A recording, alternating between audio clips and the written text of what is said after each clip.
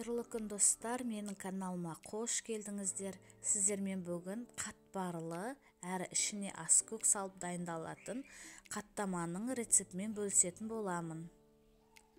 Тура осы рецепт бойынша жасайтын болсаңыздар, өте дәмді әрі қатпарлы қаттама шығады.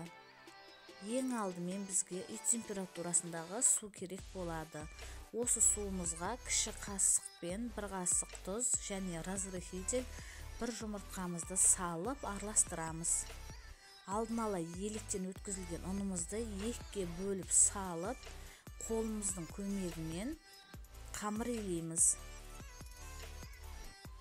Еленген қамырымызды жарты сағатқа тұндырып қоямыз. Жарты сағаттан кейін алып, мен екіге бөлдім.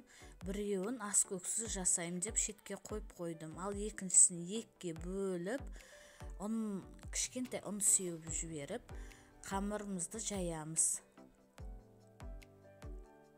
Мұны мен екеуін жайып қойдым. Енді оның үстіне сары майымызды әдемелеп жағып аламыз.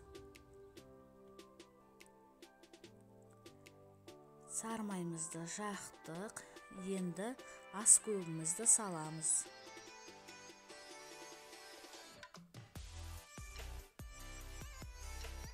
Аскөгімізді әдемелеп салып аламыз да, екінші жайған қамырымызды бетіне салып, біріктіріп алып, одан кейін сары майымызды жағамыз.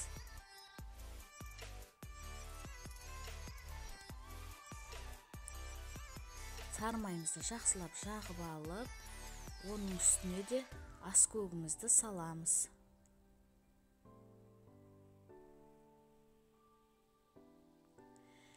Енді осы дайын болған қамырымызды тура осы видеодағыдай кесіп аламыз. Осы видеодағыдай ораймыз. Менде осы рецептпен 3 қаттама шықты.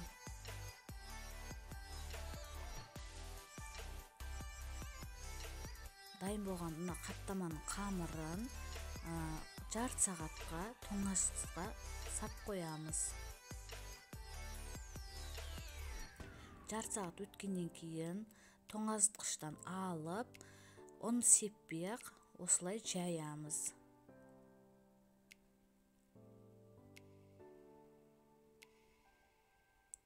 Үшеуінде біркелкі етіп жайып алып,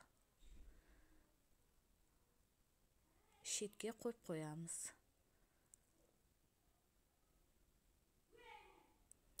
Қыздар, бүкіл керек заттарын бәрін описание бөліміне жазып қалдырдым.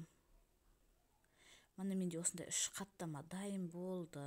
Енді тапамызға азғантай май құйып, осы қаттаманы саламыз. Және де тапаның бетін жауып қоямыз.